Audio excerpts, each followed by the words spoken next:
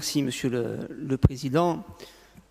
Donc, ce rapport, ça a été rappelé, ne vise pas à cette heure à valider un choix, mais à relancer un débat autour de l'avenir du port de Bastia. Je crois qu'il faut, à ce stade, rappeler, en tout cas c'est notre analyse, que le débat qui a eu lieu en 2007 n'avait de débat que le nom, et que l'option du port de la Carbonite, qui avait été validée dès l'origine par les responsables politiques de l'époque, a été la seule à avoir été mise à l'expertise de façon sérieuse. Et donc, le débat qui va s'ouvrir est l'occasion de rectifier ce péché originel quant à l'avenir du port de la ville de Bastia. 2 ou 3 éléments. Premier élément, ça a été rappelé, cette affaire, ce n'est pas une affaire bastiaise. C'est une affaire qui concerne l'ensemble de la Corse, et j'ai presque envie de dire que ce n'est pas simplement une question qui relève de la politique des transports, puisqu'elle interroge à la fois notre vision du rôle de la puissance publique et de la maîtrise de ses investissements. Sommes-nous farouchement attachés à une gouvernance publique du projet? Elle touche à notre vision de l'aménagement du territoire et pose la question de l'avenir des autres infrastructures portuaires. Elle est en lien avec notre vision de la politique touristique, avec nos engagements en matière d'excellence écologique également. J'ouvre une parenthèse à ce sujet. François Hollande faisait référence à la question importante de la pollution maritime.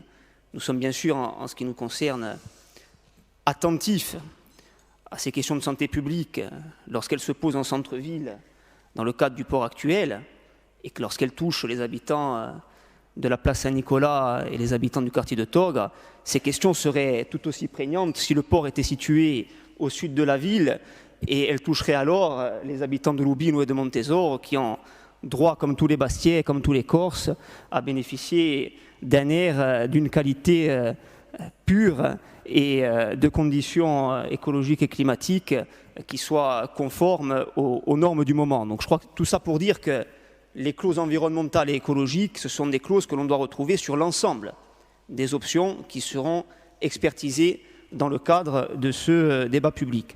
Et puis ce projet, il interroge aussi notre vision du développement économique, de la vitalité des centres-villes, de l'interface ville-port, et c'est donc un choix politique qui est un choix politique tout à fait fondamental qui va être posé par cette Assemblée dans les prochains mois. Dire aussi qu'il y a eu des évolutions considérables depuis 2007. Ça a été rappelé, les courbes qui se sont croisées dans la part des transports maritimes et aériens. C'est aujourd'hui une donnée qu'il faut prendre en compte.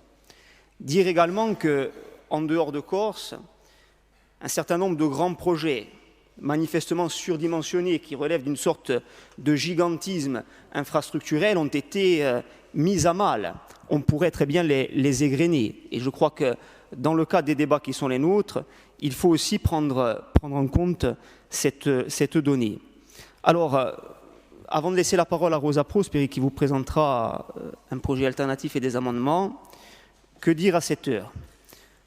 Lors du débat de 2007, Corsica Nazione, à l'époque, défendait un projet repris depuis par Corsica Libre, projet qui était aussi le projet des pêcheurs, qui consiste en synthèse à un agrandissement du port actuel inscrit dans un projet global et cohérent, qui vise notamment à l'agrandissement de la digue orientée sud-est. Nous, ce projet, nous continuons de le porter, nous continuons à y croire.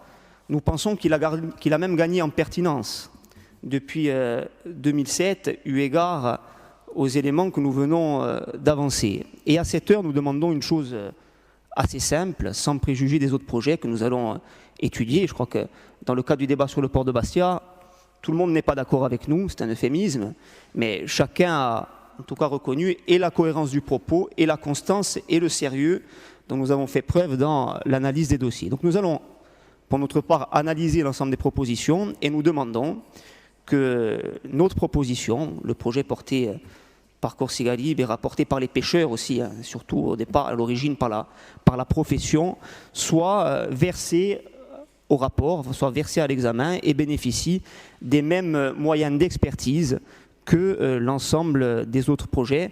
Voilà ce que je voulais vous dire à cette heure, ou du moins j'en aurais fini en vous disant que notre conviction, c'est que les projets mornés, les projets dépassés, les projets archaïques, ce sont plutôt les projets surdimensionnés du type port de la Carbonite que la vision que nous défendons, mais l'avenir nous le dira et nous le dira très vite.